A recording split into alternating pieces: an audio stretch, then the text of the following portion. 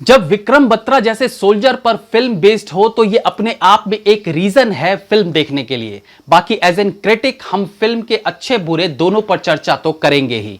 Review करेंगे film Shershaah.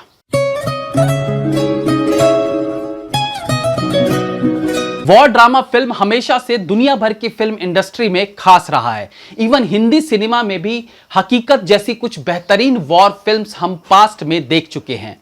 War फिल्में सच्ची घटनाओं पर बेस्ड होती है मैक्सिमम टाइम, और जब हिंदी सिनेमा के वॉर फिल्म की बात करें तो हमारे पास इस सब्जेक्ट पर फिल्म बनाने के लिए इतिहास में बहुत सी शौर्य और साहस से भरी कहानियां हैं। लेकिन जब आर्मी वॉर पर फिल्म बेस्ड हो तो चाइना और पाकिस्तान, इन्हीं दो पर फिल्म्स बन सकती थी और बनी भी है।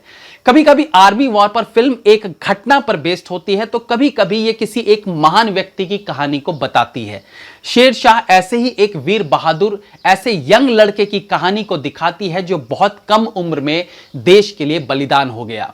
कहानी की बात करें तो एज एक्सपेक्टेड कहानी की शुरुआत क्लाइमेक्स खत्म होने से ठीक पहले से होती है, और क्लाइमेक्स खत्म होने से पहले ही फ्लैशबैक और फिर डीप फ्लैशबैक में आती जाती रहती है। कैप्टन विक्रम बत्रा के बचपन से कहानी शुरू होती है, जहां वो अपने से बड़ी उम्र के लड़के से अपनी बॉल को वापस छीन लेता है, और उसका डायलॉग कि मेरी चीज मुझसे कोई नहीं छीन सकता ये दर्शाता है कि उसमें बचपन से ही अपने लिए, अपने देश के लिए एक जज्बा है। हालांकि अगर हम उस वक्त उसकी एज अप्रॉक्स 10 साल मान लें जब उसने निर्णय लिया कि वो आर्मी ज्वाइन करेगा, और 23 साल की एज में आर्मी ज्वाइन कर भी लेता है, तो यानी 10 से 23 मींस 13 साल का सपना उसका पूरा हुआ। लेकिन वॉइस ओवर में बताया जाता है कि उसका 23 साल का सपना पूरा हुआ।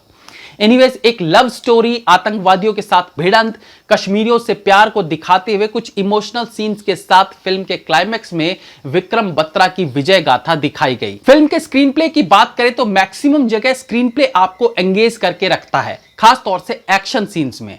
लेकिन शुरुआत के करीब 20 से 25 मिनट को लव अफेयर पर खर्च करना थोड़ा ज्यादा लगा।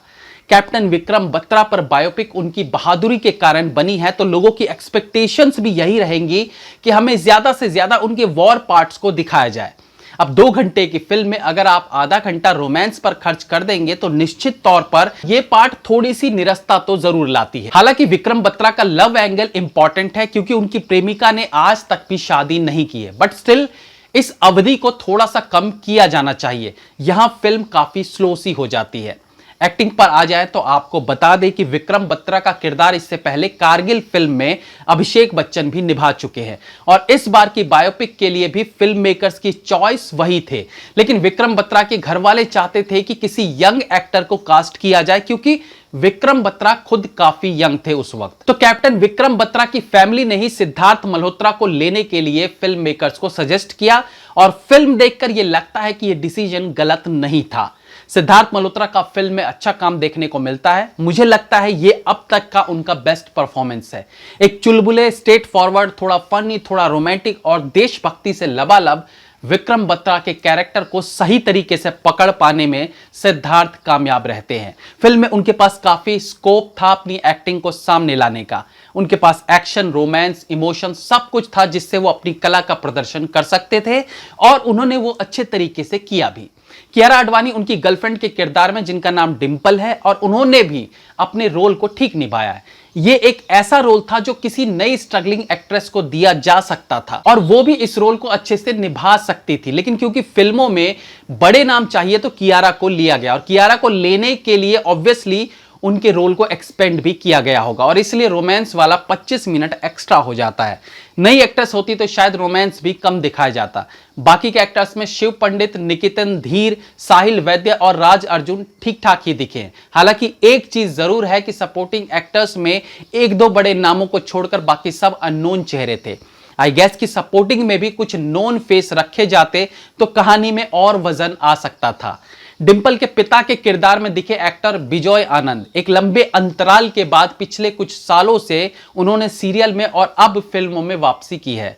बिजॉय आनंद ने सुबह सुबह जब खिड़की खोले गाने से पहचान बनाई, और फिर प्यार तो होना ही था फिल्म में भी अहम किरदार निभाया था। डायरेक्शन की बात करें तो डायरेक्टर विष्णुवर्धन का काम अच्छा है। साउंड डिजाइन से लेकर कलर करेक्शन, लेट 90s के कॉस्ट्यूम्स, आर्मी के काम करने का तरीका, सब पर उनका कमांड अच्छा रहा है। बाकी जैसे कि मैंने बताया, उन्हें स्क्रीन प्ले डिपार्टमेंट को थोड़ा और सही तरीके से हैंडल करना चाहिए था। एक आर्मी वॉर फिल्म हो तो गन शॉट्स और फॉली वर्क इंपॉर्टेंट हो जाते हैं। गन साउंड्स में भी काफी मशक्कत करनी पड़ती है।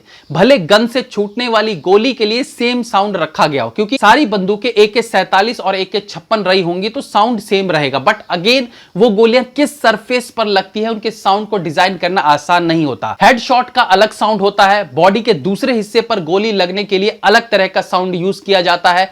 कंक्रीट पर या फिर पत्थर पर गोली लगने के अलग साउंड्स होते हैं और मेटल पर अलग। कहने का मतलब है कि साउंड डिजाइन का काम बढ़ जाता है। कश्मीर है तो लोकेशंस तो अच्छे मिल ही जाते हैं, लेकिन उन्हें कैसे कैमरे में कैद करना है यह भी इंपॉर्टेंट हो जाता है। फिल्म के शुरू में कुछ एक पहाड़ के अच्छे शॉट्स देखने को मिलते हैं, और अच्छा यह है कि कश्मीर है तो हर 2 सीन्स के बाद कैमरे को हसीन वादियों की तरफ नहीं घुमाया गया है।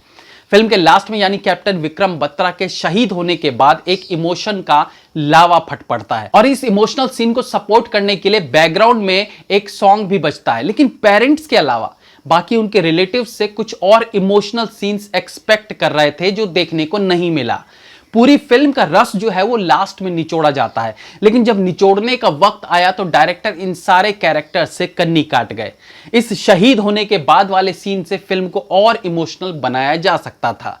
फिल्म का बैकग्राउंड म्यूजिक ओके है, कुछ एक जगह पर इंटेंस बीजीएम अपनी ओर आकर्षित जरूर करता है, लेकिन ज्यादातर एक्शन सीन्स में बीजीएम गोलियों की आवाज में दब जाता है। म्यूजिक की बात करें तो 2-3 अच्छे गाने सुनने को मिलते हैं, जिसमें से कभी तुम्हें आपको अट्रैक्ट कर सकता है। फिल्म में कुछ बहुत अच्छे डायलॉग सुनने को मिलते हैं जो हमने ट्रेलर में भी सुना है। बाकी फिल्म एक ऐसे महान सैनिक पर बेस्ड है तो कुछ एक कमियों को नजरअंदाज करके भी अगर उनकी सच्ची कहानी देखने को मिले तो इतना चल सकता है। फिल्म की टोटल अवधि है 2 घंटे 16 मिनट, लेकिन फिल्म 2 घंटे में खत्म हो जाती है और बाकी के 5 से 7 मिनट में फिल्म मेकर्स हमें रियल कैरेक्टर से रूबरू कराते हैं। जो शहीद हो गए हैं उनके बारे में बताते हैं, और जो शहीद नहीं हुए थे, जिन्होंने अपने शौर्य पराक्रम से उस युद्ध को जीता था, वो अभी किस पोजीशन पर है और क्या कर रहे हैं वो भी बताया जाता है। और बाकी में एंड क्रेडिट्स चलते हैं, यानी फिल्म की अवधि देखा जाए तो कुल 2 घंटे की है। मेरी तरफ से इस फिल्म को 3.5 stars. Have a nice day.